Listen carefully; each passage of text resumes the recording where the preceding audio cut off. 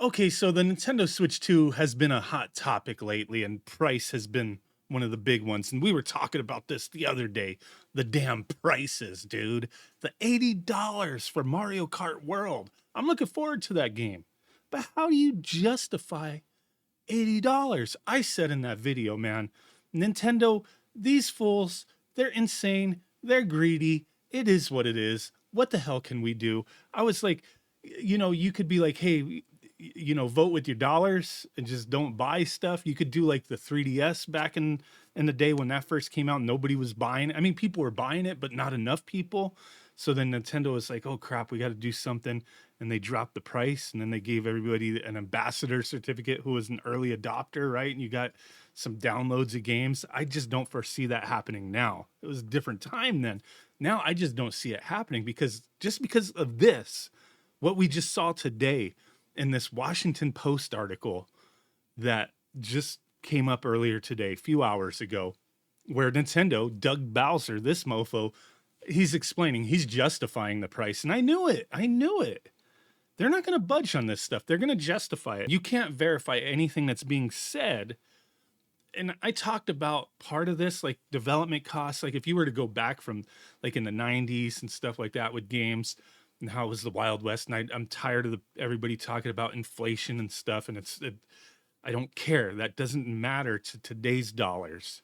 Inflation, oh my God, dollars back then are equal to what it would be now. $60 then is like $120 now. It doesn't freaking matter. That does not matter whatsoever. The purchasing power of the dollar is quite different. It's quite different. Doesn't matter. It doesn't matter. So let's stop talking about that crap. If you were to justify things, it'd be like, well, development costs. That's the only thing that I can imagine. But we're selling, not we, but Nintendo, the Nintendo Wii, they're selling more games. They're selling like hotcakes, dude. They're selling it like it's air, like it's water. They could sell Mario Kart World for $50 and make a freaking killing. And they essentially are selling it for $50 if you buy the bundle. But if you buy it separate, it's $80.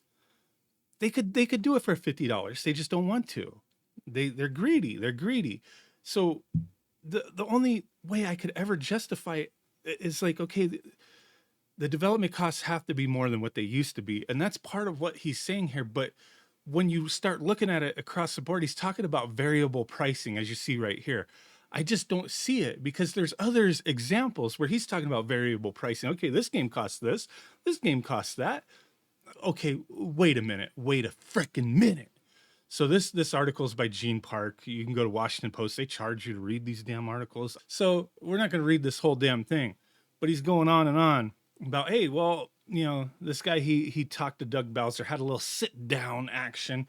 What's up with these prices, dude? People are upset. I'm not even upset about the price of the console. I don't even care about that. I'm not really upset at anything. I'm just baffled is what it is. But he says, well, look at this other marquee title, Donkey Kong Bonanza. It's $70. That's the standard premium game price. Didn't Nintendo only have one game that they put out at $70, and that was Tears of the Kingdom, right? I mean, that's fine, whatever, dude. Like we were starting to get to that where everything was starting to get to $70. They think Donkey Kong's $70. Whatever, dude. We could argue that another time, but Donkey Kong's $70, but then why is Mario Kart $80? That's variable pricing for you. They say they look at each game, look at the development that's gone into each game, the breadth and depth of the gameplay, if you will, durability over time, the repeatability of gameplay experiences. Those are all the factors and many more that go into consideration of what is the right price for the game. So I think you can anticipate that there'll be variable pricing. We haven't set a benchmark. World is a follow-up to Mario Kart 8 Deluxe. Yeah, the game sold more than 67 million copies. And this one's going to, like, if they dropped it at $50, $60, it would sell like the same over time. So he's saying development costs, gameplay, like how, what's all in there. But they're going to be doing things. Nintendo started adopting that, like, hey, let's have paid DLC expansions and stuff like that, right? Now, if they drop Mario Kart World, and it does look like a massive freaking game, right? If there's like hey, there's no DLC for the longest time. It's just a game that you're going to put hundreds and hundreds and hundreds of hours into. And it's just a big, massive, complete game.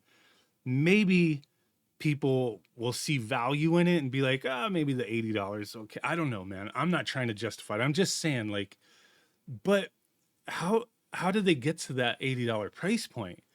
This variable pricing thing. And I read through this article and I'm like, there's one particular game that I'm thinking in my head that they're not even talking about here. That how do you justify the price? Because he's trying to justify Mario Kart 8, or not Mario Kart 8, Mario Kart World, with the content and the gameplay and the development costs. And then they talk about Zelda down here, how they're priced differently. Tears Kingdom, the first $70 game, and then the previous Breath of the Wild is $60 game, and now it's going to like, they're bumping up for the Switch 2 versions. Which when you watch those Treehouse freaking comparisons with all the, I'll give them the benefit of the doubt, but the compression in these videos, I don't see a damn difference. I mean, I do see a difference, but I don't see anything that's drastic to be like, oh, I got to pay for the Switch 2 version of this game. I mean, I'm sure there's difference there. They wouldn't be selling it if there wasn't, but it just doesn't seem that drastic. But I scrolled through this article and I'm not seeing talks of any of the stuff that I was thinking. So pricing controversies, okay, whatever. Yeah.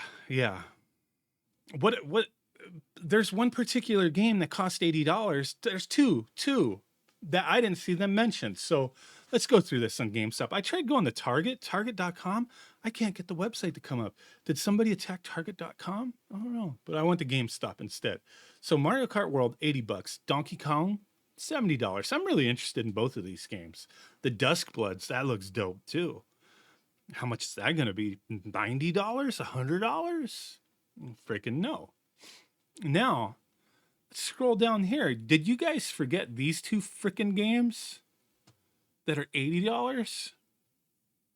Okay. I understand they have that plus thing right there.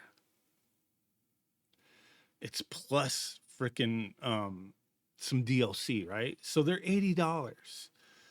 But I don't get it. They're Switch 1 games. Kirby and the Forgotten Land, dope game.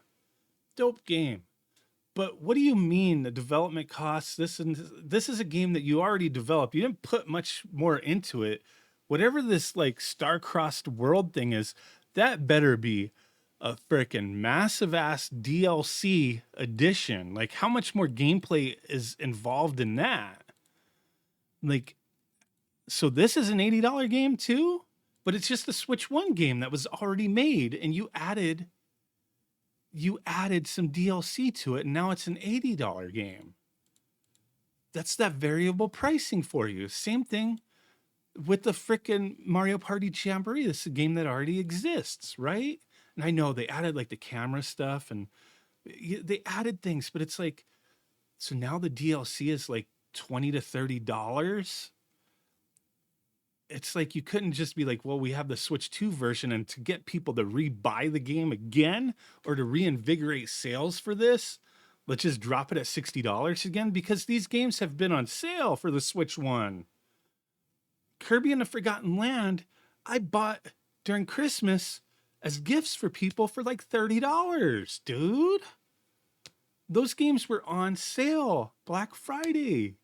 There was deals out there. So this is what I'm saying. Like, I don't have a problem with them re-releasing these, but I'm just saying, like, $80, you're out of your freaking mind, dude. These are Switch 1 games that you threw on some DLC. I don't know the breadth, as the word they use, but I don't know the breadth of that and the development behind all that.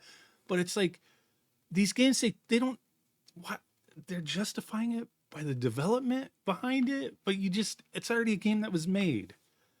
And you added something to it. And like, you're expecting people to just rebuy the game, but I don't know, man. I'm confused. Variable pricing. That's how they're justifying this. Let me know what you guys think. I mean, Nintendo's not going to budge on this. They're not. They're going to see that there's certain games that they feel are worth $80, maybe even more. There's people like, oh, the games are $90 if they're physical. Maybe in a different dollar currency in a different country. I'm in the US, so I deal with dollars, and I already knew the physical games are $80 for these ones. There's nothing so far that's $90. There are like Daemon X Machina, there's like a limited edition that's $100, but that's different. Standard edition games, I haven't seen anything over $80 yet. But who knows? Nintendo could put something out that's a standard edition game that they think is worth $100. Variable pricing up your ass, dude. Let me know what you think. Bye.